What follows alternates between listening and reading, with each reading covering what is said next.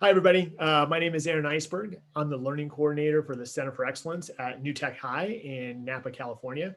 And we're really excited today to talk to a future soon-to-be author, Brad Seaver. Brad, could you introduce yourself? Hey, Aaron, thanks. I'm Brad Seaver. I work as an assistant principal at a large comprehensive high school outside of Indianapolis, Indiana, Carmel High School. I've been a student of project-based learning for about 15 years now. I've served as a classroom teacher. I've served as an instructional coach. I've served as a project-based learning coach. I've served as an assistant principal at an expeditionary learning school. So I've had the opportunity to work in both suburban and urban settings. And then for the last about 10 years, I've been here at Carmel High School, where I've served as an assistant principal, and I work with professional development and overseeing the math department, the science department, and interventions. That's quite the list, Brad. Really, really impressive. You put mine to shame. So thank you for that. As part of the Center for Excellence and things that we have going on, our whole goal is about, yes, it's about project-based learning and bringing this work to everybody, but we know it's bigger than that.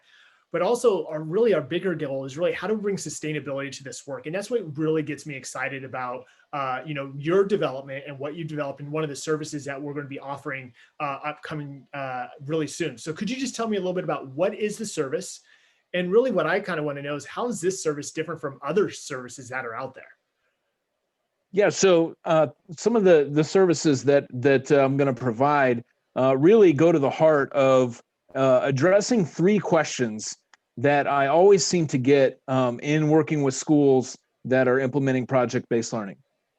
And so those three questions, no matter where I am around the country or around the world, are question number one: how do we sustain project-based learning? Brad, we agree that PBL is a great pedagogy, it's a great instructional framework, but it takes a lot of time to plan, and it can create some burnout. So how do we really sustain this work? That's question number one. Question number two, Brad, how do we integrate social and emotional learning into our curriculum? Brad, we really want to integrate social and emotional learning as part of the curriculum and not have it seen as a set aside, not have it seen like as a mindful minute or the occasional SEL activity. And then three, Brad, how can we ensure that students are really learning, that they're going beyond just engagement and they're really learning, and it's being done in a way so that it deepens the teacher-to-teacher conversations during teacher collaboration time.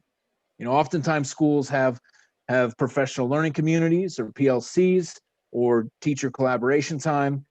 And so the question is, Brad, how can we use this framework to deepen teacher conversations around learning so that during this collaboration time, they're not just talking about the wording on multiple choice test questions or conversations about surface level learning only.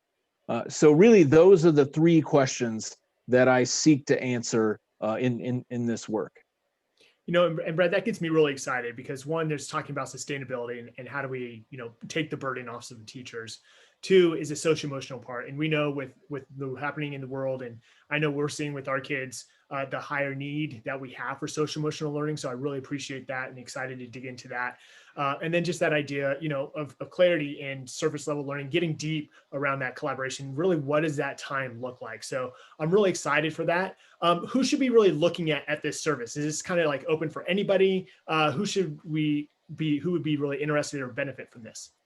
Sure. Well, definitely classroom teachers at any level, K through 12, instructional coaches or staff developers, as well as administrators, building level administrators, and curriculum coordinators. So that's kind of the target audience for this work. Awesome. Well, Brad, I really appreciate your time today, and thank you very much. We're really excited to be working together once again, and to be able to share your work. And really, at the end of the day, is to help everybody out there just to improve our practice. That's really what we're about.